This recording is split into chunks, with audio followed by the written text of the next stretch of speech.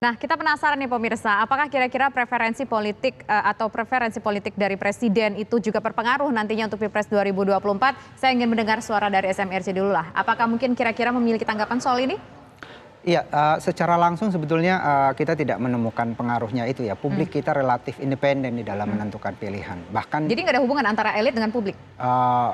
mereka memilih sendiri ya. Bahkan keputusan partai itu mereka bisa lawan. Kalau misalnya partai memutuskan seseorang yang tidak mereka kehendaki dan calon itu diusung oleh partai lain, maka pemilih si partai ini bisa pindah ke partai lain yang mengusungnya itu. Jadi ini menunjukkan bahwa mereka cukup independen. Tetapi itu bukan berarti bahwa misalnya kalau secara eksplisit satu tokoh memberikan endorsement terhadap satu calon itu tidak penting. Itu juga tidak penting karena di dalam politik itu kan butuh ada mesin politik yang bekerja, sosialisasi dan seterusnya. Dan kita melihat sekarang bahwa di antara nama-nama yang ada ini memang belum cukup setara tingkat pengetahuan publiknya. Misalnya kepada Pak Prabowo kenapa suaranya masih tinggi, itu karena memang dia diketahui oleh publik 98%. Sementara Ganjar Pranowo misalnya, pesaingnya itu baru diketahui 67%. Artinya di sini Pak Prabowo sebetulnya ruang geraknya, manuver politiknya untuk meningkatkan elektabilitas sebetulnya relatif lebih terbatas dibanding dengan Ganjar Pranowo. Baik. Nah sekarang saya ingin ke Mas Hanta Yuda. Dengan pertanyaan yang sama, apakah kira-kira preferensi politik, kita katakanlah Presiden Joko Widodo, Presiden Republik Indonesia saat ini juga akan berpengaruh terhadap Pilpres 2024 mendatang?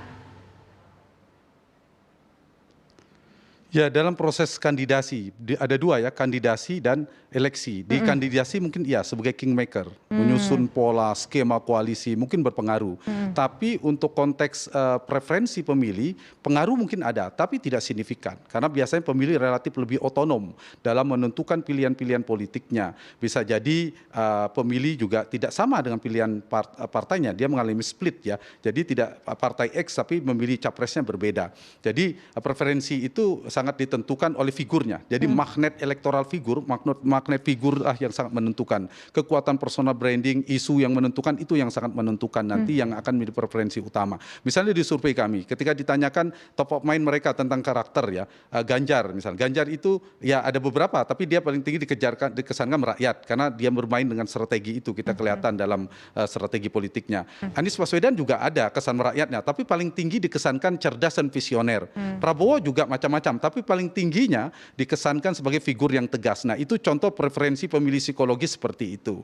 Kalau pemilih rasional tentu melihat kinerja. Kalau pemilih sosiologis terkait dengan isu sama-sama Jawa dan seterusnya. Nah, itu juga menjadi variabel Dari sejumlah isu itu yang mana sih Mas Hanta Yuda? Inilah yang tadi saya katakan.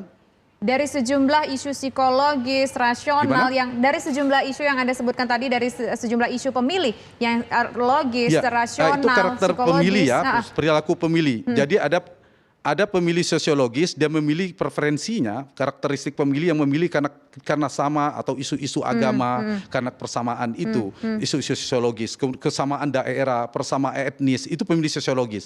Pemilih psikologis karena karakter personal, oh saya memilih si A karena merakyat, karena cerdas, karena tegas, itu ada preferensi itu. Yang ketiga adalah pemilih rasional, karena kinerjanya, karena pengalamannya, karena prestasinya. Itu di survei kami membedah juga, ya mungkin hampir merata ya, jumlah di Indonesia itu lebih kuat kecenderungan preferensi memilih di situ. Nah, karena itulah para calon presiden harus jeli, tidak bisa treatmentnya kepada pemilih harus sama segmentasinya, bahasa politiknya, bahasa strategi komunikasi kepada pemilih rasional beda dengan pemilih milenial yang banyak pemilih psikologisnya, pemilih sosiologis. Tadi kita bicara tentang spektrum ideologi itu pemilih sosiologis. Sama tadi ketika kita membuat kombinasi wakil, seandainya kita asumsikan mereka tidak bersama, juga saling melengkapi. Tadi saya katakan misalnya Anies, ini misal aja ya, ada beberapa nama tentu akan sangat dinamis.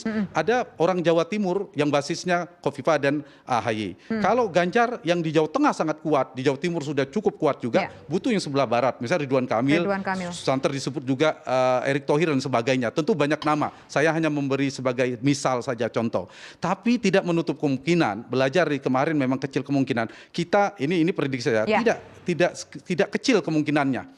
Ada belajar dari Prabowo ternyata akhirnya bergabung juga dengan Jokowi, di antara tiga yang kuat ini mungkin bersatu. Tidak menutup kemungkinan ternyata Anies dan Ganjar bersatu, entah Ganjar jadi capres atau Anies capres atau sebaliknya, atau Pak Prabowo bergabung ke salah satu. 3 di antara 3 ini ada yang bergabung, itu menarik juga. Saya kira untuk saling melengkapi tadi basis sosiologis maupun demografi maupun geografisnya. Jadi sangat dinamis. Jadi jangan terlalu dini dan terburu-buru dan terlalu cepat untuk menyimpulkan peta politik. Betul. Karena memang yang namanya politik dan peta politik itu nggak ada saingan yang abadi, begitu ya Mas Hantayuda ya.